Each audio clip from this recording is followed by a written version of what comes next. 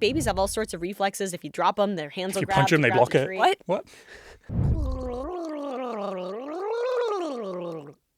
Well, hello, everyone. Hi there. I'm Kira. I'm Max. And this is In Case It Helps, the show where we have a little chat, share a little fact, and dole some advice to your questions, in case it helps. Whoa. Shall we? That's... Cheers.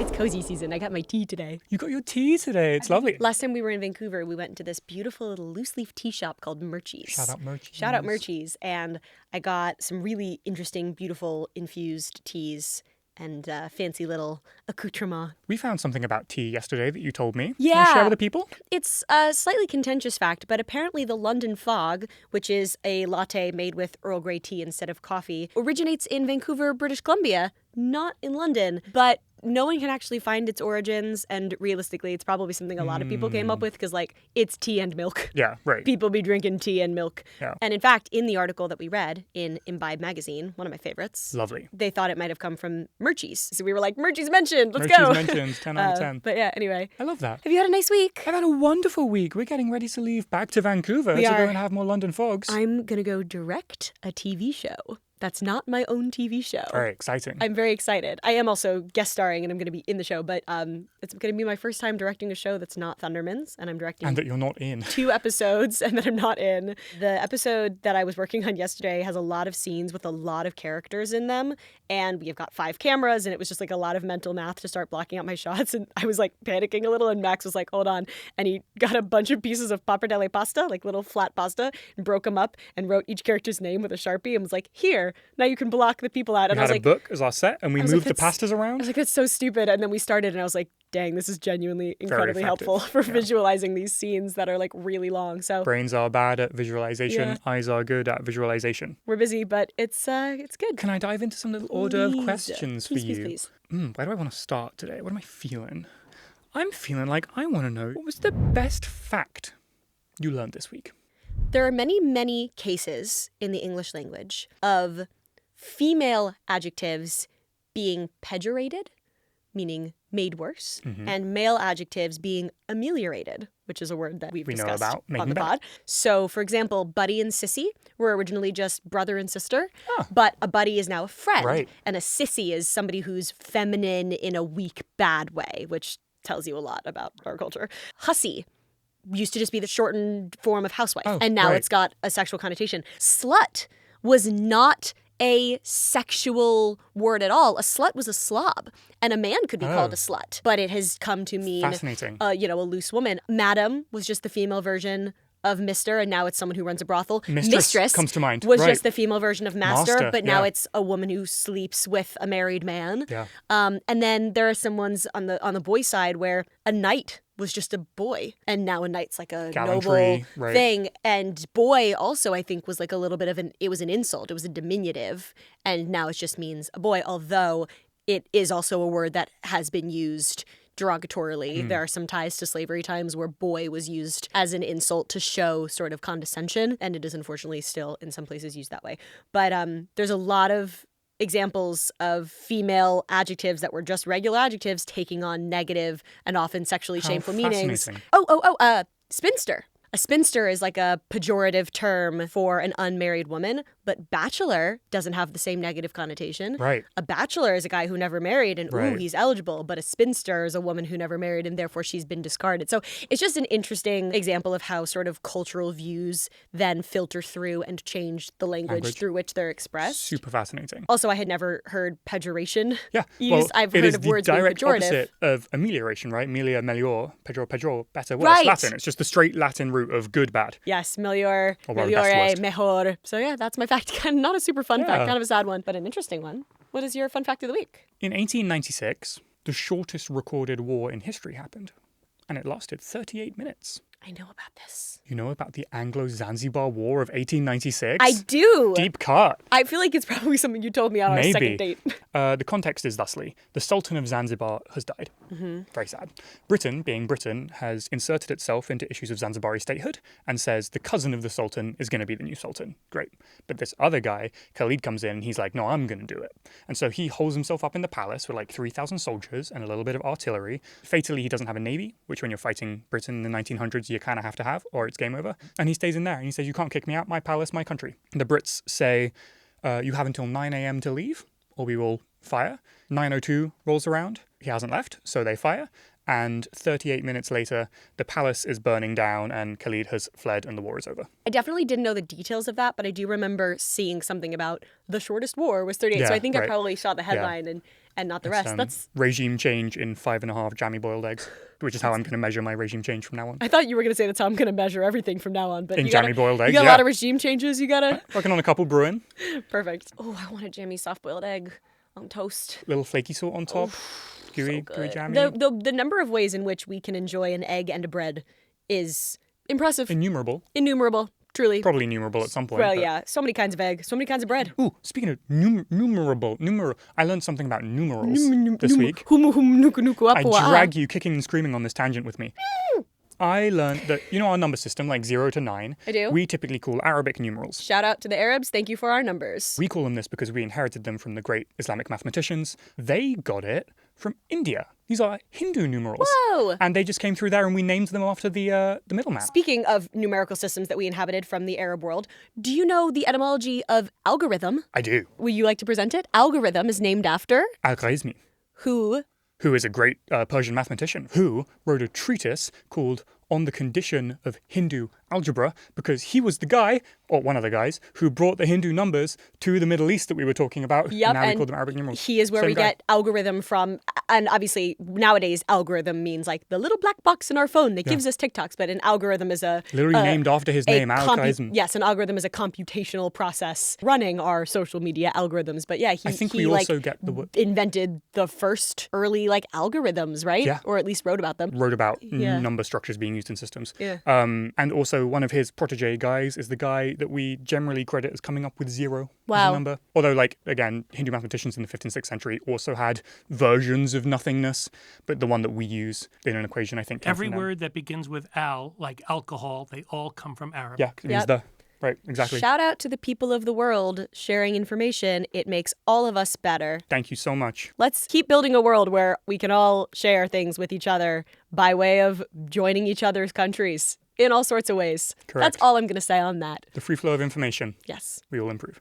$1 million idea of the week. My $1 million idea is a service that scrubs your entire social media history for anything cancelable and removes it if you'd like. Because I feel like a service like that would probably do pretty well. Like, I think there's a lot of people who are trying to get into college who have a couple of things from high school that they want to have gone, but they've tweeted too many times since then to find it. And there's people running for office who need to have the internet. Honestly, there probably is something like this. Sure. Well, there are lots of companies that you can hire to, like, get rid of your public records data and take your address off the internet and keep you safe like that, which is slightly different. I want somebody to, like, specifically pass what's cancelable. Yeah, but also we never know because the culture changes. Go through your...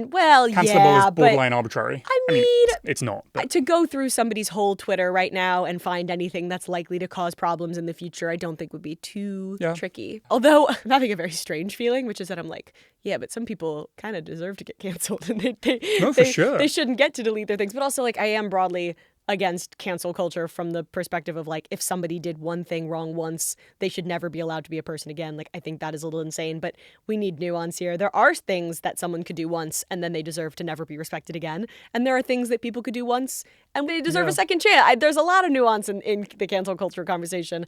I do think that it has now become to a point where it's probably doing more harm than good. It's been injected with our addiction to rage. Right. And so all of a sudden, it's not like an actual analysis of what's happening. It's a chance to jump on the bandwagon. Like, half the time, it no longer is about cancellation. It's about the practice of cancellation. Half the time when I see someone's canceled, I look up why and I'm like, that's not, come on. And then meanwhile, there are politicians doing things that they should be canceled for, and instead they're running the world. So, I saw someone who was like, what if we held our world leaders to the same standard we hold our Love Island contestants? And I was like, yeah. What if? What if? What if? That resonated Anything with could me. happen. What is your $1 million idea? My idea this week is for a habit tracking app.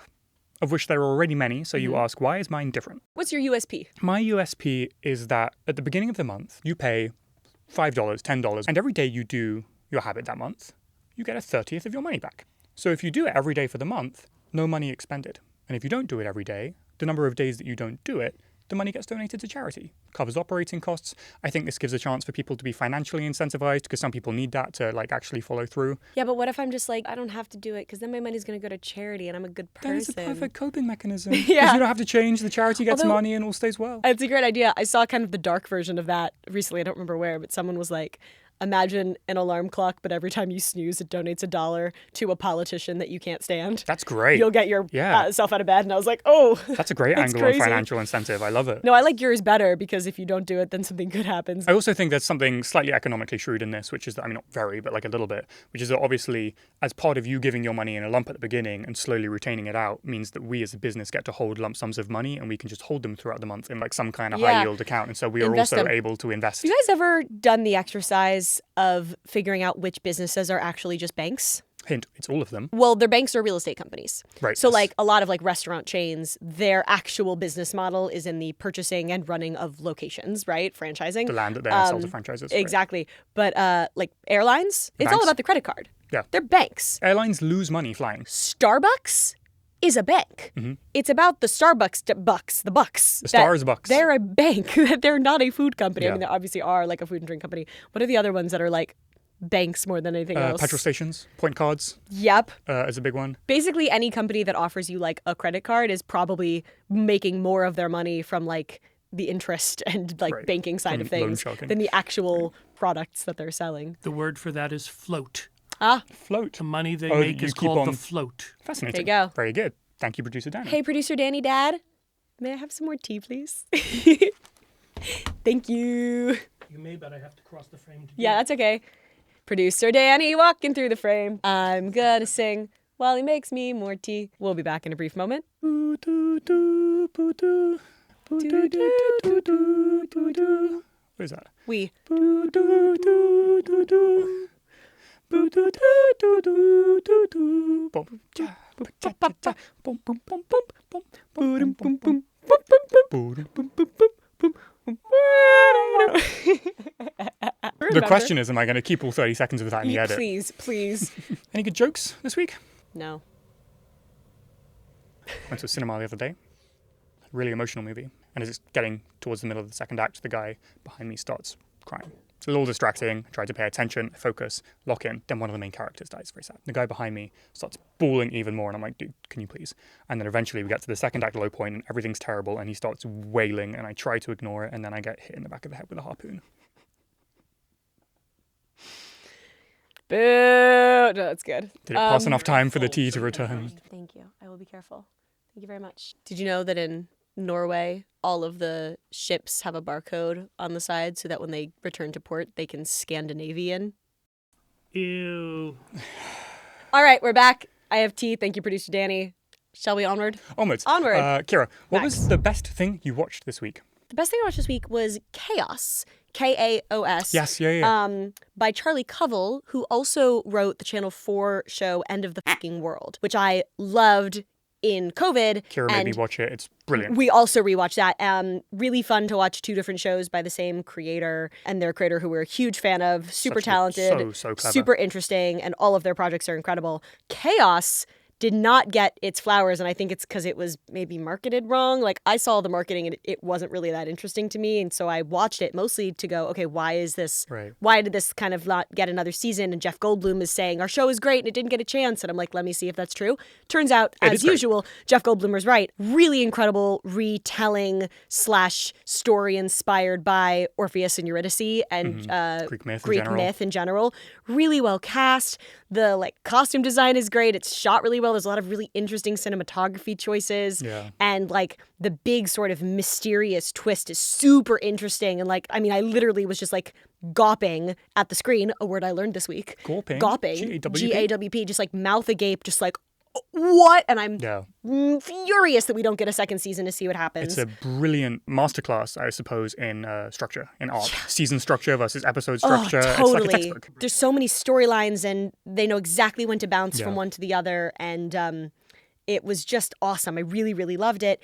And it was really fun rewatching End of the Fucking World, too. It's a really cool show. It's based on a graphic novel, and it's kind of violent and weird, but in a way that's very cartoony, and the two main actors are so brilliant and carry it so well. And I'm such a big advocate for rewatching in your late 20s something you watched in your early 20s, or really any period of time in your life, because you take different things from it, especially coming of age stories, which End of the Fucking World kind of is. Absolutely it is. I in guess a dark, twisted way. It totally is its own weird coming of age story. So really fun to get acquainted with Charlie Covell. I hope I get to work with them at some point in my career, because I'm a big fan now. Super cool creator. I want more. What is the best thing you watched this week? I watched Anemone Oh, this week, which was great. Yeah. It is Daniel Day-Lewis out of retirement. He wrote this with his son, Ronan Day-Lewis. It's his... Who directed it. It's his feature directorial debut.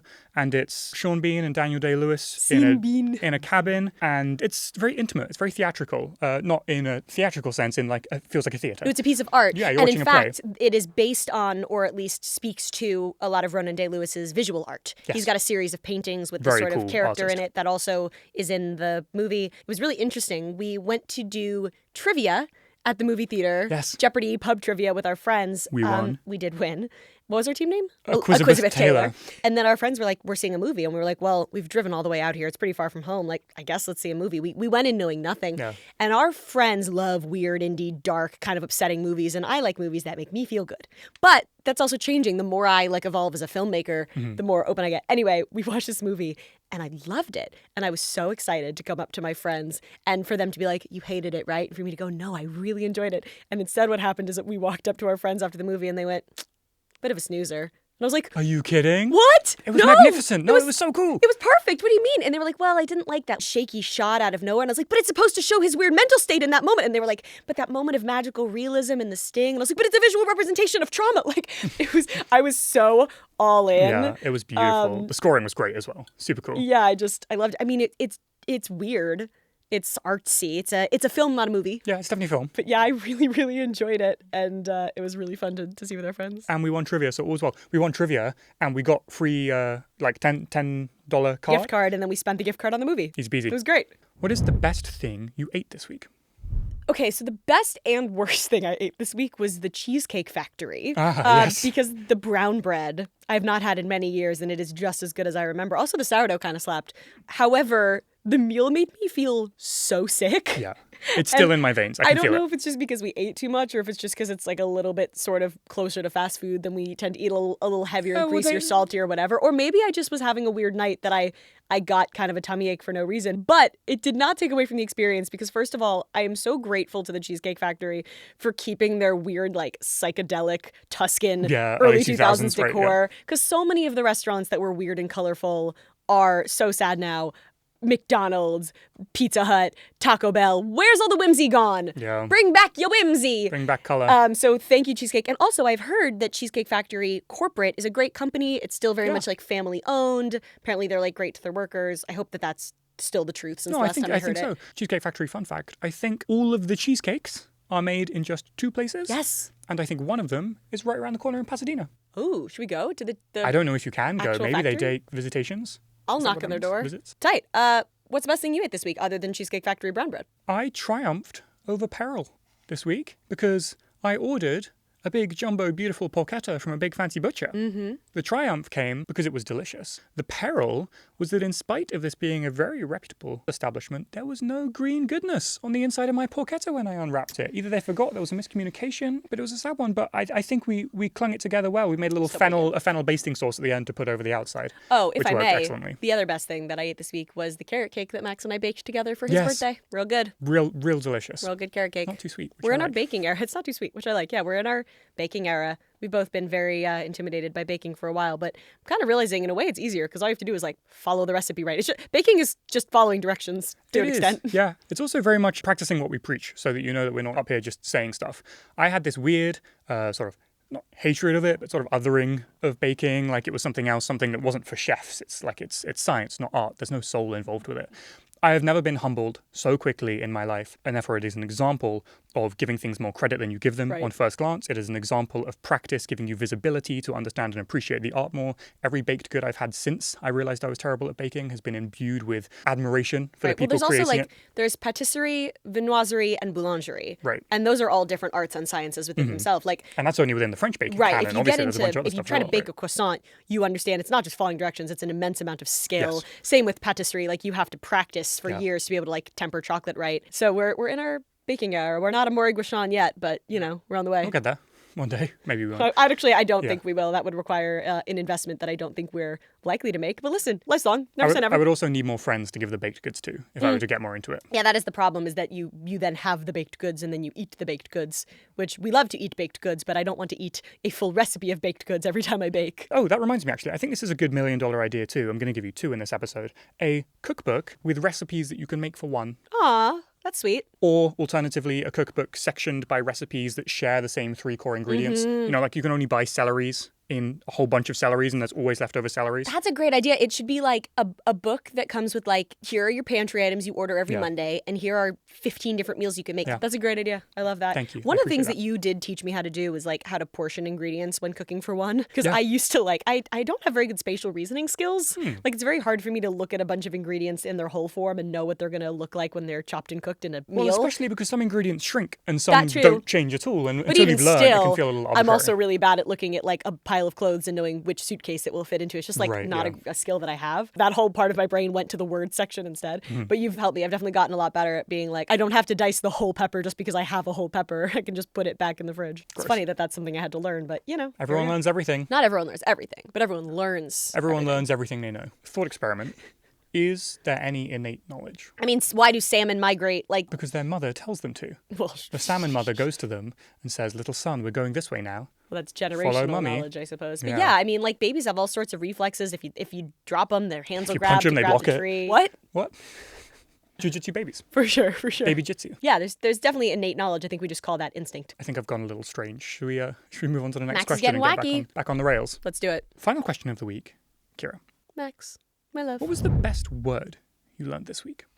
Obviate. Obviate? Obviate, which is to remove a need or a hurdle. And I chose it because if you obviate the problem, you will ameliorate the situation. Lovely. And I've been trying to pick Connect. words that connect to other words that we've chosen. That's great. It's sort of the other side of ameliorate. I love that. Yeah, That's what's beautiful. the best word you learned this week? Quixotic. Oh, I love that one! It's also got a cool story behind it. Mm-hmm. Quixotic means sort of like in the pursuit of gallantry and heroism, though impractical. Mm-hmm. And it comes from Don Quixote, the 16th century Spanish story by Cervantes. And I know this because I did Don Quixote the ballet. Oh, you did? I was Cool. Kitri. And it's very cool. And basically, he is very obsessed with being a knight and being grand and gallant, even though all of the things he does is impractical. Like he tries and fights windmills because he thinks they're giants and a bunch of other stuff. He's kind of Steve Carell in The Office coded. Yes, totally. That's a great analogy. Do you know why we pronounce it Quixotic and not Quixotic? I mean, because it came from Because Spanish it was through English. popularized in the British Parliament as an insult. Of course. And we saw Quixotic written and we were like, it looks like exotic, which is Right. the only other exotic word that we have in English. That's awesome. I think that's it for a little hors d'oeuvres. We zoomed through 'em, Wow, man. crazy. Tight ship today. Should we dive into some questions? We ought dive into some questions. We've been written to. Thank you so much. Our first question today is from Dev. Dev writes, I can never get new habits to stick. How do I build more discipline? I love this one. I think it's great. I think discipline is maybe misunderstood. That's Conflate it. Moving on. No, I think you're right. I think a lot of the time we conflate it with willpower. Right. Or rather, more specifically, I think people talk about discipline like it's a product of willpower, when I think specifically the opposite is true. I think discipline is a product of systems and routine and frictionless cues, and you build these things so that your discipline specifically doesn't rely on willpower so that you can have habits, right? I think that's kind of the key. Right. I feel like many of the things that we need discipline for, on the other side of that discipline is feeling better in one way or Right, another. yeah. So I think one of the sort of hacks is if you can connect to the reason for the discipline, right? Like there are times where I'm like, I don't want to go to the gym, but I know from evidence, from experience that I have never gone to the gym and not been proud of myself or literally felt better physically because Right. I did it. And so for me, it's like when I don't want to do that, the discipline of it is just, I've done it so many times that I know how good I'm going to feel on the other end. And so it's kind of easy to get over that hurdle. Yeah. The you problem is connect- that you've got to do it enough times to get there. Yeah, but connecting to the feedback loop is a big one. The other one is kind of a reframing that you can do.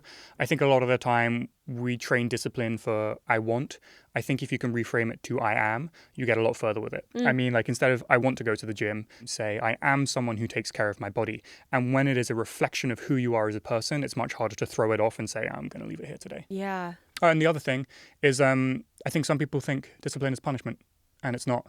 Punishment is self-sabotage and discipline is self-respect. Right, yeah, very, that's very kind different. of what I'm trying to get at in terms of the feedback loop. Like, most of the sort of discipline I'm thinking of is discipline to do things that maybe put aside my short-term comfort in place of my sort of long-term happiness or comfort or growth. If you can sort of connect to the purpose of your discipline, I feel like that might help. Yeah, North Star. But yeah, the other things that you said is systems, right? Removing friction points, right? Right, Like, make it easy for yourself. yeah, for me, if I'm trying to be more like disciplined with not going on my phone in my free time, I'm going to literally turn it off and put it in a cabinet in another room because the urge is still going to be there, but I've built a couple of steps of friction that I don't want to go through. Or on the other side, removing friction, like if you want to be someone who goes to the gym even when you're not quite in the mood, make a bag that has face wipes and gym sneakers and your clothes. So like if you are supposed to go to the gym but you're not really in the mood, you don't have to also get over the hurdle of like changing and getting ready. All you have to do is pick up the bag and go. Yeah. And then once you're there, it's like You it's a can lot lock in easier. pretty quickly. Trying to think what are other like habits that you would need discipline. I mean, like brushing your teeth in the morning and at night. If someone's having trouble with that, what do you have? I think a big one there is momentum begets momentum. You don't have to brush them for 2 minutes. You've got to brush them for 5 seconds. But then once you've done 5 seconds, you're probably going to continue because the toothbrush is already in your mouth and you're there. And what's the difference? Yeah. You know, getting over that immediate friction point. Yeah, anything worth doing is worth doing badly to start. And also anything worth doing is worth doing well. Like if you're going to do it, you might as well try to do a good job. So you start with just doing it, and then eventually you will want to do a better and better version of it. Again, the gym is such an obvious, helpful analogy here, right? Because it's like, even when I don't want to go, usually once I'm there and I'm sweaty and I'm listening to music, I'm having a good time. I mean, it's sometimes chemical, I'm not. It's endorphins. Yeah, so sometimes it's just the discipline to start, not the discipline to do, and that can be a lot easier of a hurdle to get over. And then once you are doing, it's easier to continue. It's persistence, it's consistency over perfection, and it is self-love. It is isolating the reason why you want to do something and not hating yourself into the habit, but loving yourself into the habit. Unfortunately, self-care is not just face masks and pedicures, although that can be a great part of nice it. Part. Self-care is self-respect, and self-respect is treating yourself the way that you would parent a toddler, you know, getting yourself enough sleep, prioritizing your long-term happiness over your short-term happiness, but also sometimes making the choice to prioritize your short-term happiness, like taking care of your physical body, taking care of your brain. Like there are a lot of parts of self-care that are not romantic and are not talked about as much because they can't be capitalized and products can't be sold to you for them, so they're not as endorsed. But true self-care is like, you know, building the discipline to take care of yourself, whatever that means for you. That's a lot of tools that we've thrown at you, but hopefully something resonated. Hope that helps. What's next? Should we move on to the second question? Let's do it. Our second question today is from Fiona. Fiona writes, with all the big words you use, don't you worry that people will think you're pretentious?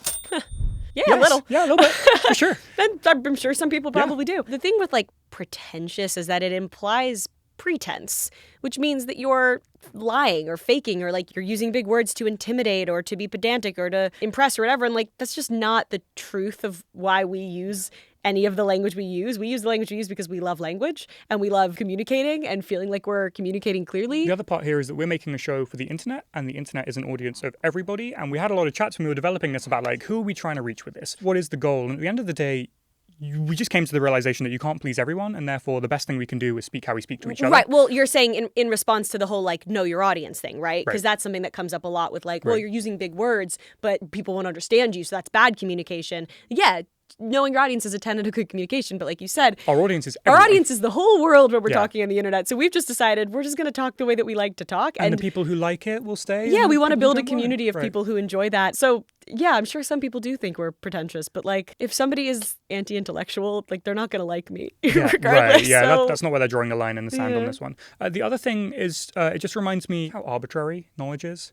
I think a lot of people think words they don't know are pretentious, or maybe slightly more complex ones. And there's no reason other than the fact that you're exposed to one word and not its synonym that the other word shouldn't be pretentious. Well, you know? I mean, it's like if you can say Baryshnikov or Tchaikovsky, there's no reason you can't learn Lupita Nyong'o. Right. You know, like it seems less familiar, so it seems like harder or more quote unquote foreign. That also dips into cultural stuff. But yeah, no, you're totally right. And it extends beyond words into knowledge as well. Like a lot of the time I think we demean people for not knowing a specific thing without realizing that the only reason that we know it is that we learnt it somewhere randomly and they just haven't had exposure to that random little nugget of wisdom yet. I'm sure they know 100 things that we don't, and I think that can be a thing that causes unnecessary strife. Because we are very much of the perspective of like, come join us. We want a bigger table we as know possible. things because we decided to learn things. Join us. You know, like we're very welcoming. We're not exclusionary at all with our love of words. If it were or exclusionary, we would not whatever. be putting this on the internet for everyone to see. We are trying to welcome people. I'm guessing this question probably comes from someone who's contending with whether or not they want to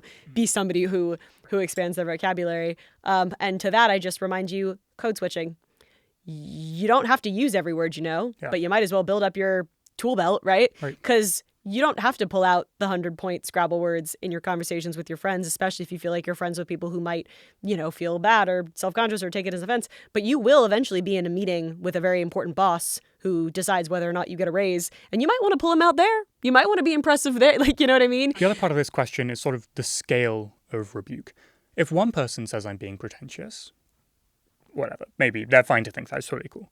If the entire comment section, if all of you guys are like, these guys suck, they're so pretentious, maybe I should look at that, right? Yeah. Like all of these things come in high and low proportions, and we just, as people who need to constantly be looking to be introspective and continue learning, need to judge and analyze where these people are coming from. Are they good faith comments built from people who I respect and trust the opinion of? And if they are, then absolutely I'll take that to heart and I'll say, okay, maybe I need to be communicating this differently. That's an interesting question. Yeah, super interesting question. But there's one more waiting. Should we move on to question 3? We should. Ivan asks, how do you rebuild a sense of wonder? I feel like I've lost mine.